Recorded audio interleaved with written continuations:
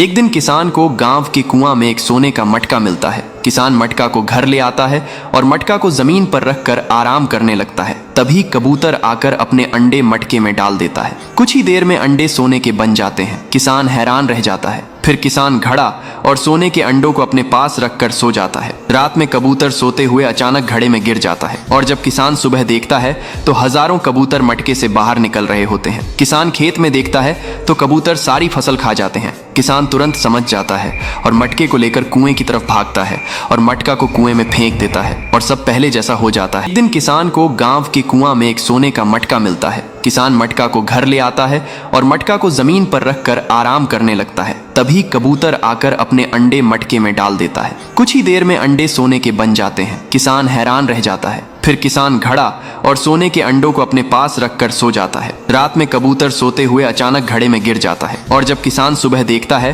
तो हजारों कबूतर मटके से बाहर निकल रहे होते हैं। किसान खेत में देखता है तो कबूतर सारी फसल खा जाते हैं। किसान तुरंत समझ जाता है और मटके को लेकर कुएं की तरफ भागता है और मटका को कुएं में फेंक देता है और सब पहले जैसा हो जाता है। फिर किसान और कबूतर सारा जूस पी जाते हैं। किसान फिर भी भूखा रहता है तो कबूतर को और खाना लाने को कहता है। कबूतर डर के मारे एक आम का पेड़ लगाता है और फिर उसे बहुत सारा पानी डालता है। पेड़ बड़ा हो जाता है तो फल तोड़ता है और ट्रैक्टर में भरकर ले आता है। फिर किसान मजे से आम का जूस बनाकर पी जाता है। लेकिन इस दादी के पास एक बकरी होती है। बकरी बहुत सारा दूध देती है। दादी बकरी के दूध से ताजे लड्डू बनाया करती थी और बाजार में बेचने जाती थी और लोगों को दादी के लड्डू बहुत पसंद आते थे। दादी लड्डू को बेचकर बहुत सारा पैसा कमा लेती है। लेकिन एक दिन बकरी खेत में घास खा रही होती है। तभी यह हरामी शेर बकरी के ऊपर हमला कर देता और बकरी मर जाती है। फिर दादी बकरी को देखकर बहुत रोने लगती है क्योंकि किसी ने लाइक सब्सक्राइब नहीं किया।